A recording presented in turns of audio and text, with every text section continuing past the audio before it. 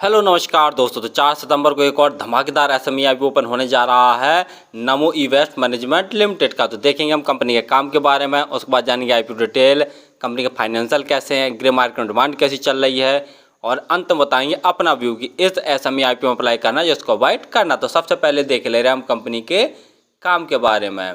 तो नमो e-waste management limited की स्थापना 2014 में हुई थी और company e-waste recycle service offer करती है।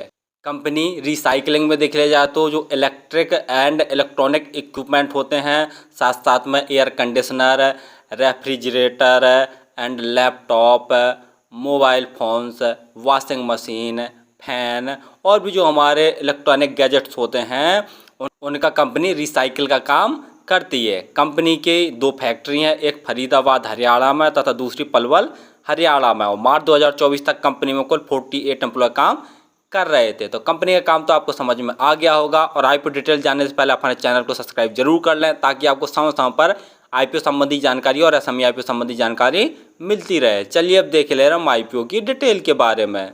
आईपीओ 4 सितंबर को ओपन होने जा रहा है और 6 सितंबर तक यह ओपन रहेगा। प्राइस बैंड 80 रुपये से 85 रुपये पर शेयर रखा गया है। तो हमें 85 रुपये प्राइस बैंड भरकर ही इस एसएमई आईपीओ को अप्लाई करना। लॉट साइज 1600 शेयरों का रखा गया और टोटल यूज साइज 51.20 करोड़ का रखा गया, जिसके तहत ये पूरी की पूरी फ्रेश इशू अर्थात नया शेयर जारी कर रही है। अलॉटमेंट 9 सितंबर को आपको पता चल जाएगा और यदि आपका ये प्लॉट नहीं होता है तो 10 सितंबर तक आपके पैसे रिफंड वापस आपके अकाउंट में आ जाएंगे। लिस्टिंग डेट 11 सितंबर रखी गई है। रिजर्वेशन में देखे ले रहे हैं तो क्यूआईबी के लिए 50%, रिटेल बैंकों के लिए 35% और एचएनआई कैटेगरी के लिए 15% का रिजर्वेशन रखा गया है। रिटेल कैटेगरी में यदि आप एक लॉट अप्लाई करते हैं तो आपको 1,36,000 रुपये खर्च करने पड़ेंगे। रिटेल कैटेगरी में और एक ही लॉट अप्लाई किया जा सकता है। और हाँ, यदि एचएनआई कैटेगरी में अप्लाई करना चाहते हैं तो कम से कम 2 लॉट अप्लाई करने पड़ेंगे, जिसके लिए आपको 2,72,000 रुपये खर्च करने पड़ेंगे। आईपीओ आने के बाद जिनकी प्रोमोटर होल्डिंग थी वो 93.67% थी। आईपीओ आने के बाद इनकी प्रोमोटर होल्डिंग 68.99% जैसी बचेगी। ROE 21.55%, ROCE 20.71%, ROE और ROCE ठीक ठाक हैं। डेब्ट टू इक्विटी 0.41, एक से कम ये भी सही है। PE 28.46, PE वाइज थोड़ी सी महंगी वैल्यूएशन पर अपने आईपीओ को लेके आए हैं। आगे फाइनेंशियल जैसा देख रहे हैं तो ऑल अमाउंट हैं जो सभी के सभी लाख में दिए हुए हैं। कंपनी के एसेट 7-10 साल लगातार बढ़ रहे हैं। रेवेन्यू देखते हैं तो मार्च 2022 में कंपनी का रेवेन्यू 4,509 लाख का था, जो कि बढ़कर मार्च 2023 में 5,856 लाख का हो गया है। मार्च 2024 में कंपनी का रेवेन्यू बढ़कर 10,107 लाख का हो गया। यानी रेवेन्यू में जैसा देख रहे हैं तो साल साल काफ़ी अच्छी ग्रोथ देखने को मिल रही है। वहीं प्रॉफिट आफ्टर टैक्स देखते हैं तो मार्च 2022 में कंपनी ने 180 लाख का नेट प्रॉफिट जनरेट किया था, जो कि बढ़कर मार्च 2023 में 241 लाख का और मार्च 2024 में इनका प्रॉफिट बढ़कर 682 लाख का हो गया। तो प्रॉफिट में भी साथ साथ ज़बरदस्त ग्रोथ देखने को मिल रही है। नेटवर्थ वो भी बढ़ रही है। रिजर्व कंपनी का मार्च 2022 में 1,871 लाख का था और मार्च 2024 में कंपनी के पास 1,841 लाख का ही टोटल रिजर्व बचा है। यानी रिजर्व देखते हैं तो रिजर्व में कुछ खास ग्रोथ देखने को नहीं मिल रहा है। वहीं बोरिंग मार्च 2022 में कंपनी के ऊपर 598 लाख की थी, जो कि बढ़कर मार्च 2024 में 1,453 लाख की हो गई है। यानी बोरिंग कंपनी के ऊपर बहुत ज़्यादा बढ़ रही है और रिजर्व नहीं बढ़ रहा। तो ये कहीं ना कहीं थोड़ा सा नेगेटिव पॉइंट वाली बात है।